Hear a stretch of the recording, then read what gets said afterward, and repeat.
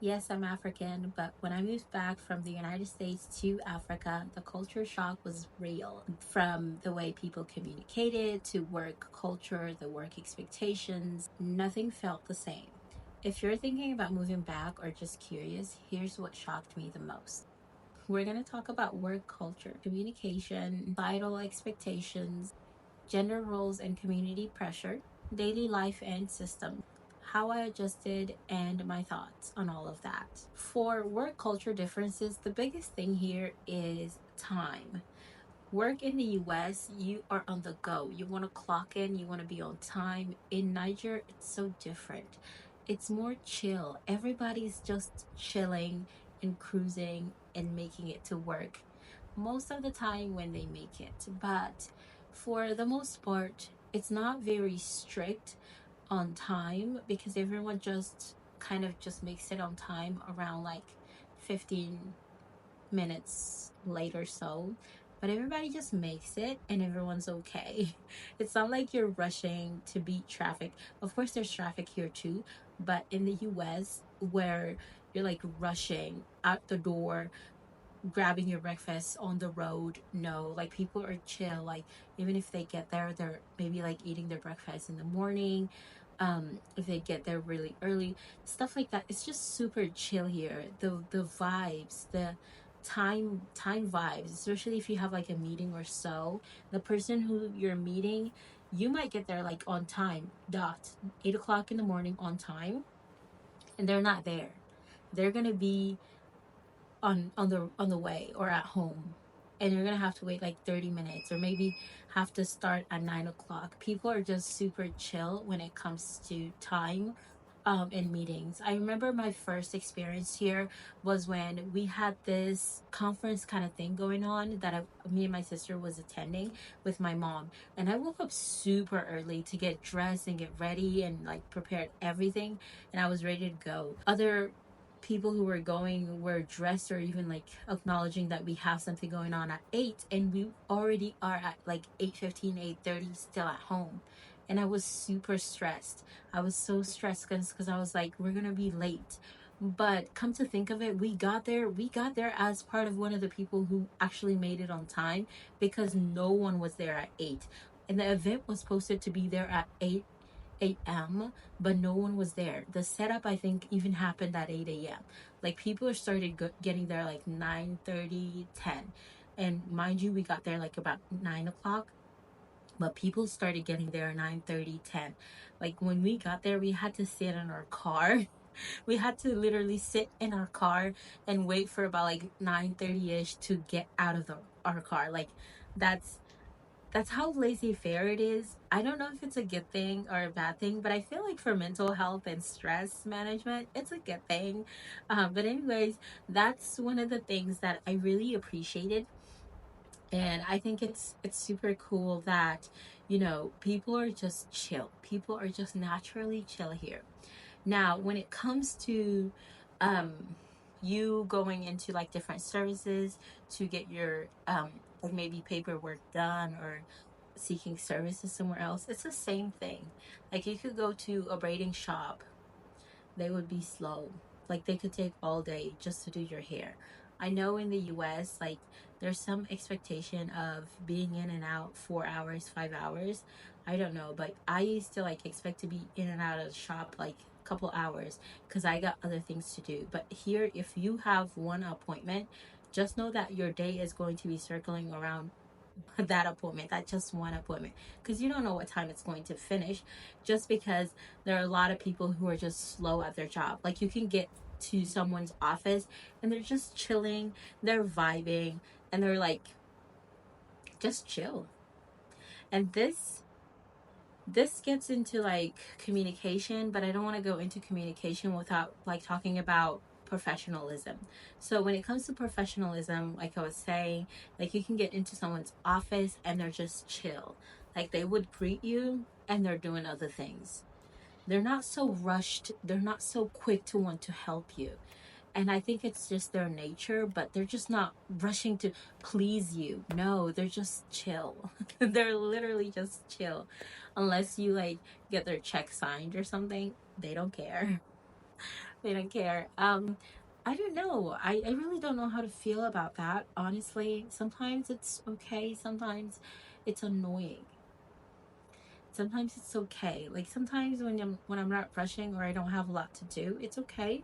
But sometimes when I have a lot to do, it's just so annoying because like I know this is work that could take maybe 30 minutes. I just need you to do it.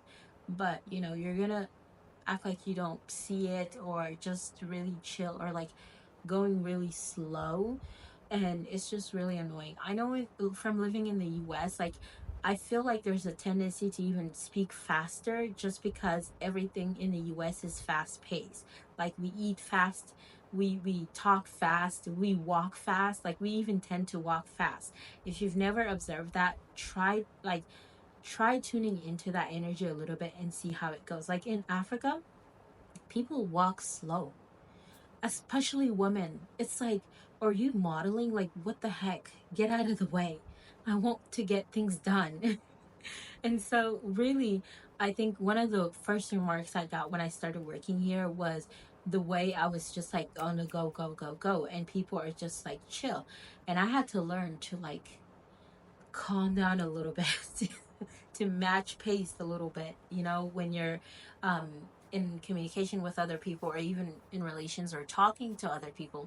You kind of have a map to want to, you kind of get this tendency to want to match energies so that, it flows better. But people are slow. You could be talking, like you could come in with like this rushing energy and people are just like gonna meet you really slowly. Like, thank you, Sarah. But yeah, they're not rushing. You could have like worked on a document and really rushing it to get it in for a deadline, and the person who you're sending it to is not even rushing. They just gave you that deadline, but they could have accepted it like 2 days or 2 days later because they're so used to like this laissez-faire kind of lifestyle. I think either ways, I don't know. um I'm not sure like how to take it, but it is what it is. People are slow, not like slow mentally, but just like slow leisure, like kind of living the slow life. Like I know in America, like people want to move to have a farmhouse and homestead so they can live that slow life. Here, everywhere is a kind of like a homestead because everybody's just living that slow life. They're not rushing. Mm-mm. Now, I don't know how professional that is when it comes to professionalism, but I feel like it kind of gets in the way. It kind of gets in the way. For example, professionalism in the US, um, people are really keeping it professional. They're trying at least to keep it professional from the kind of environments that I've worked in before, even in school and stuff like that. But here, I mean, it's not very, very strictly professional. And what I mean by that is like sometimes you could get like students, like local students would tell you, like, hey, yeah, I got my hair braided at school. Like, what the heck? What were you doing? Like, were you not in class? Was there no school? Like, how the heck did you get your hair braided in school? Like, how? Or, like, I got henna tattoos done in school. I mean, with my friends, where me and my friends are planning to do this at recess. Like, it's so chill. Sometimes it's not so strict, it's so chill. I mean, I guess you could still be professional without being so strict, but it's just so chill sometimes. It's a little bit too chill for that American taste. But anyways, like when you move, don't move with your taste. Leave your taste buds where you were and come and get new taste buds where you're going. Or at least be able to make room for new taste buds. All I'm saying is that the vibe is different. Sometimes it might come off across as unprofessional, especially in the workplace where you could have people really tuning in and bringing that culture into the workplace instead of strictly keeping it like work related. Like people would bring in, I mentioned how, calling people aunties and uncles at work. I feel that's not professional, but could still be professional. To some extent, it's not very professional, but you know, it's kind of like it's their way of doing things. For instance, when it comes to professionalism, there's some degree of difference. Like, for example, in the US, you wouldn't have like security at the door holding your manager's bag when they come in for work, and like carrying it to their office just because they're your manager, like they're the manager. But in Niger it happens, in Africa it happens. Just because you're the manager, when you're walking through the door, security is going to be greeting you extra flavorful. Security is going to be carrying your bag for you to your office. So little things like that. Or like you could send like other workers to go do errands for you and stuff like that. I feel like other workers like cleaning crew or other crew like that, or like security or other crew who's not really working, but like who, I mean, they're working but they're done with their job at the moment and they're just like chilling, which also happens. Like they're just chilling, they're done with their work and they're just chilling. Like you could have cleaning crew employed, like especially like in the US where you have like cleaning crew, and this is another tangent, but anyways, listen. You could have like cleaning crew in the US where um cleaning crew is done in the morning, and then they leave, right? They leave and everyone else does their job and they come back in the afternoon or the next day. But here cleaning crew is like 8 to 9, just like everyone else, and so they finish in the morning really fast before everyone else starts. Mind you, like, you know, they kind of have an advantage because people usually kind of come a little bit late, and so they get to do their job, they get to do their work and everything they're supposed to do, and they're just like chilling, and they even sometimes cook, you know. They just chill, bro. They just chill. They get to be like chilling, and so like management would like call them to send them to go do errands for them sometimes in the city, like buy groceries before they finish working, or like go do something like send money transfers or stuff, like little things or like big things depending on how you're seeing this.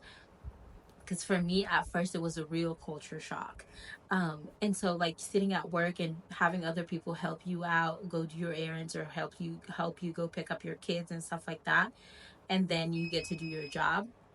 um Anyways, that, and also being able to say, okay, you know, management is here carrying their bags and stuff like that, I just feel is super different. So professionalism here is different. I can talk about it its entire, like, I can talk about it as its own video, and I was losing words, but I could talk about it as its own video because it's huge and it's something that's really like, it's interesting. I wouldn't say and it's different and very interesting. Let's just leave it at that. It's very interesting. So that leads to like hierarchy. Like hierarchy in the US, I think for me, I've had the opportunity and the opportunity to just be in great environments where I had really good management systems where I guess I understand that you're my manager, but it's just because you have a different you have different deliverables and I have different deliverables even if I'm not a manager, and that's it, and we're going to respect each other, and everyone's just going to do their job. But here in Africa it's like, you're my manager, oh my gosh, you know, I have to make sure you're happy, I have to do things, you know, a certain way, I have to, like, people are just like walking on eggshells sometimes just because the manager's here, or like on their super best behavior just because the manager's here, and they're just a manager.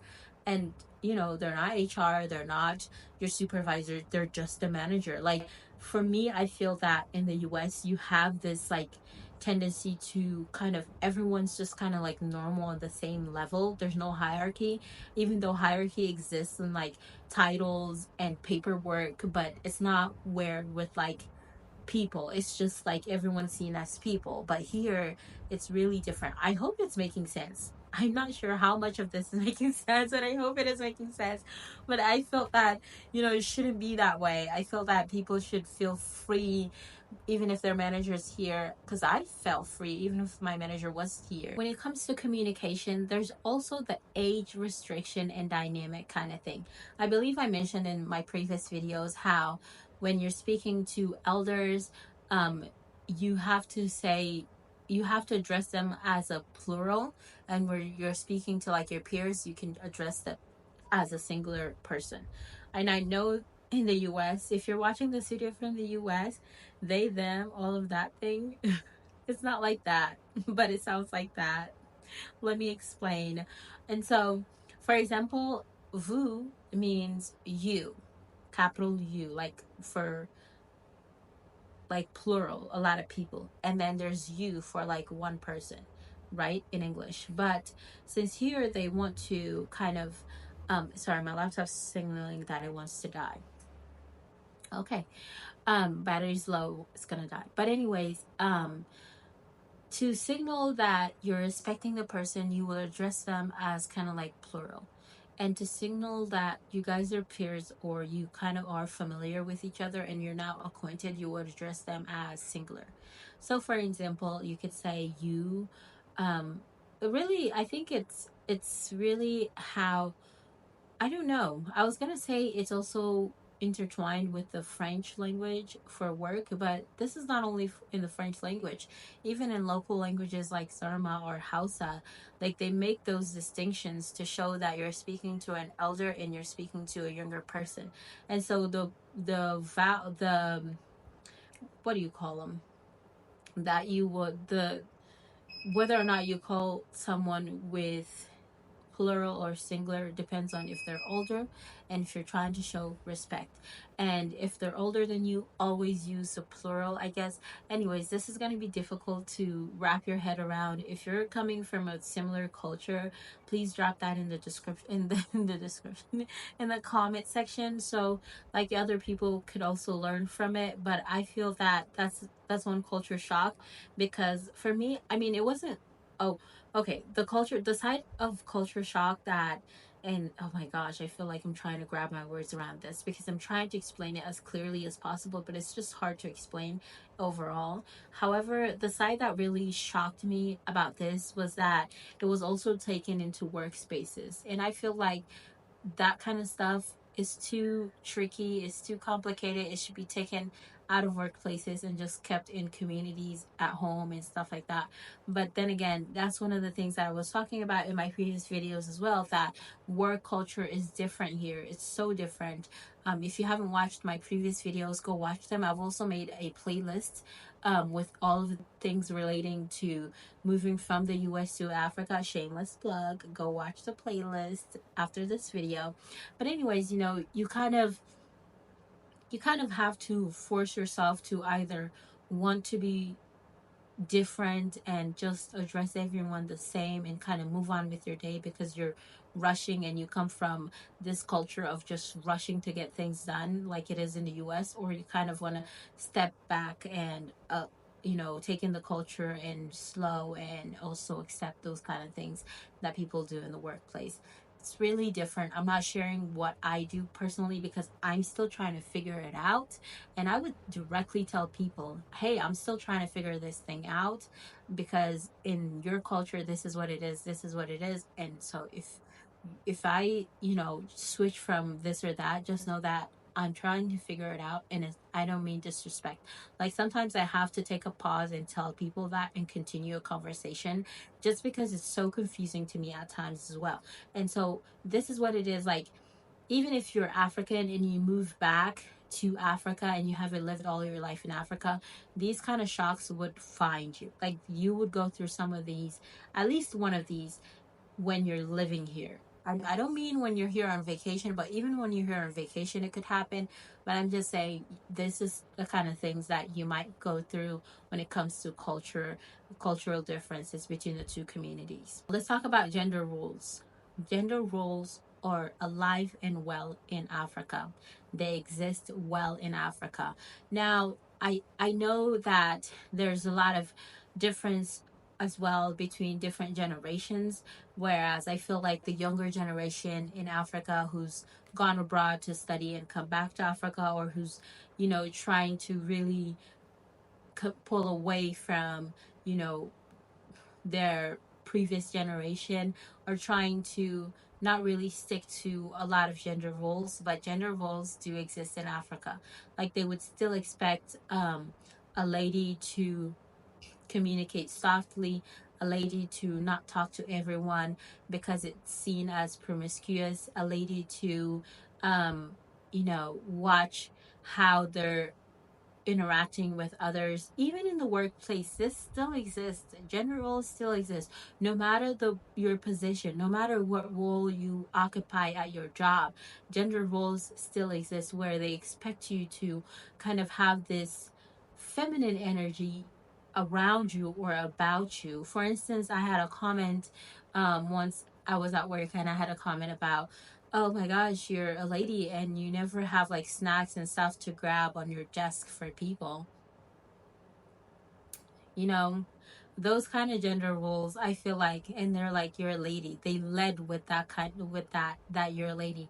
And this also comes with, the free speech of people just speaking their mind, and no one's judging. I mean, people could judge in their hearts, and sometimes it might lead to, like, a little bit of misunderstanding, but people generally speak their mind, and it's just common. That kind of stuff is just normal to say. But yeah, they were like, oh my gosh, for a lady, you're supposed to have snacks and stuff to grab, like coffee, candy, stuff on your desk. You don't have any of that? It was like, no, I don't. I'm too busy working. I'm not here for that. You kind of learn how to defend yourself and stuff like that when it comes to harsh comments and everything. But yeah, those things are well in life in Africa. Gender roles, even in homes, like in marriage and stuff like that, they still exist. You would see families where a lot of times the mothers are more attentive to the children than the fathers are. You would see a lot of different aspects of like how people are living in community and society. So be open minded to that. And most of the time, no one's being coerced, no one's being forced. It's just how the society is set up. It's just how their community is. And so it comes really naturally. And so if you see gender roles like really being really in like the old ages, people, I don't know, some people tend to accept it and like it.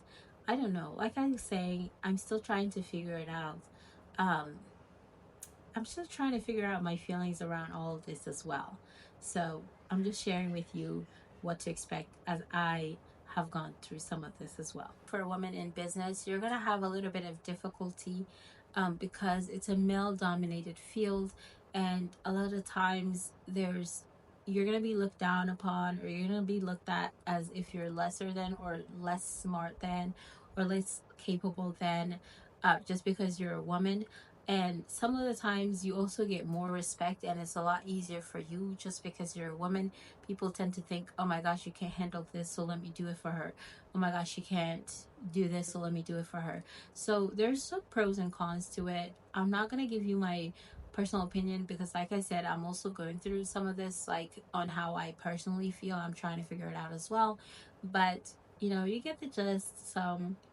It's something that really, it's, I don't know how to say it, but yeah, like you could have people, tell you a lot more just because you're a woman, and they feel like you can't figure it out on your own. And you could stumble upon other people who might think, oh my gosh, you're a woman, you're not worth my time. And sometimes I'm saying these things and I'm just like, wow, really? And I'm trying to like lay back and like take it in myself. See, like this, some of this could be absurd. Daily life here is different. Like I was saying, in the US, daily life is fast paced. Everyone's on the go. Everyone's trying to do a million things in one day. Systems are put in place to make it even faster for you. For instance, systems like highways are put in place to make it faster for you to get to places where you're going. Food is made faster for you. Everything's made convenient for you. In Africa, you kind of have to source everything from the source. I don't know how I use those two words, that word in two ways. But anyways, you kind of have to get things from the source, and so things are slower. You like everything, there aren't systems already put in place to make it so that everything's faster. Like highways are not really highways, like they're not all accessible and stuff like that. And so everything's kind of slow because development wise it hasn't developed to a fast pace yet, if that makes any sense. So life tends to be slow in general because systems are also slow. Like even if you um for instance, banks here still close from 12:30 or from 1 p.m. to 3 p.m. Like in the US, people take breaks, but there are systems in place where it's maybe at least one person working in the bank, or two, three, four people working at the same time when others go take a break, vice versa. Whereas in Africa, systems are that those systems are not put in place.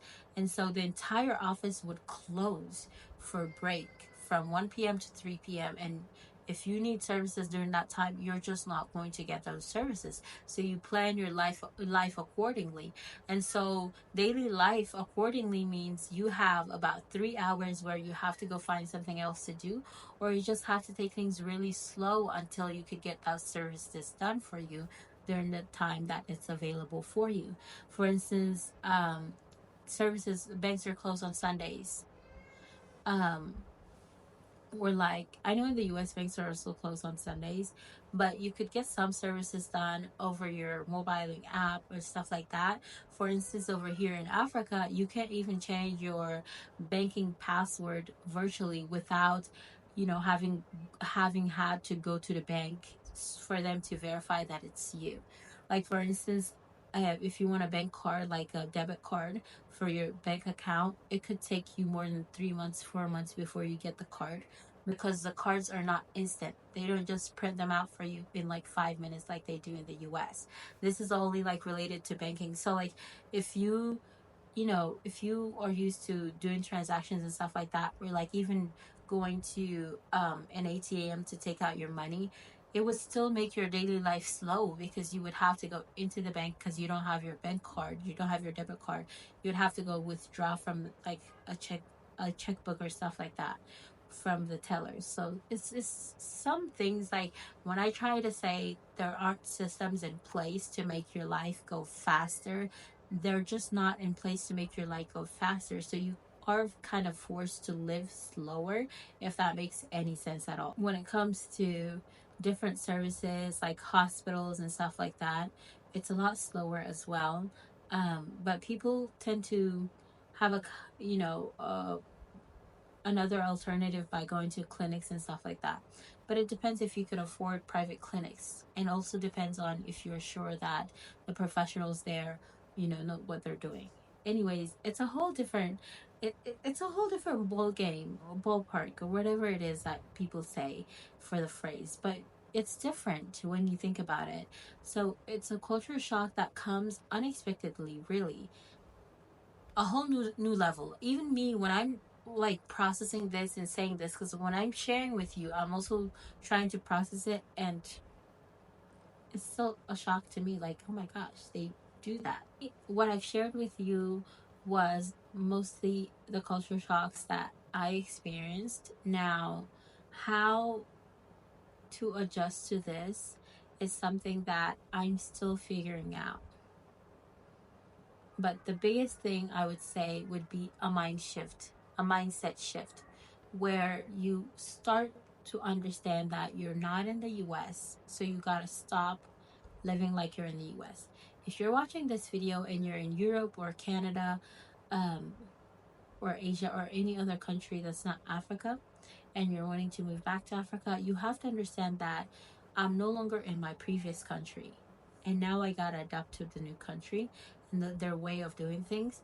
And they're not doing it wrong. I think the biggest thing that you have to adapt as a mindset is that people are not doing things wrong. They're just doing things differently than you're used to. And maybe where you come from, things are being done wrong. I mean, living life like you're running around like a chicken with its head cut off is not interesting. It's not fun. It's very stressful. It's very overwhelming. So you have to realize that, okay, I come from this kind of culture, I come from this kind of environment, but is it the best? Who says it's the best? Who qualifies it as the supreme? Nobody. Like, who's qualified enough to even qualify it? You got to think about all those kind of things so that you have an open mind, so that you have a free mind to accept all of that you're going to be encountering. Because I mean, when we, and this could be like a whole nother level of video or like storytelling, but when you think about it, being in a community and environment where people tell you the truth straight up to your face, regardless or not if you're ready to hear it, is different in character building than it is where people sugarcoat everything for you and have this false reality for you. And when you have to deal with the reality and the truth of it, it becomes very difficult and it becomes very strange for you because you've never heard it before. And so it has its benefits, it has its downsides. I would say I'm still personally processing it, but the biggest thing I would say, have a mindset shift. Don't think of it as, oh my gosh, I come from this and it needs to be like that in where I am moving to now. No, have a mindset where, oh my gosh, this is what I know, but I'm so open to understanding different parts and different things of the world so that you become a better person and you are easier to, you know, integrate. It becomes easier for you to integrate and understand things. Now I keep like having this difficulty, like, because of the background. And by the way, this isn't my bedroom, but this is in my bedroom. However, like this art and where I'm positioned and how it, like, if my head shifts, it's like what's behind her head. I don't know if you guys are like also wondering while watching this video, but like, you know, if I shift a little bit, I lose the center. I don't want to be stiff and stuck in the center, but like it peeps out that art. Anyways, thanks for watching this video. Go watch the playlist for more about moving from another country to another country. Anyways, thanks for watching.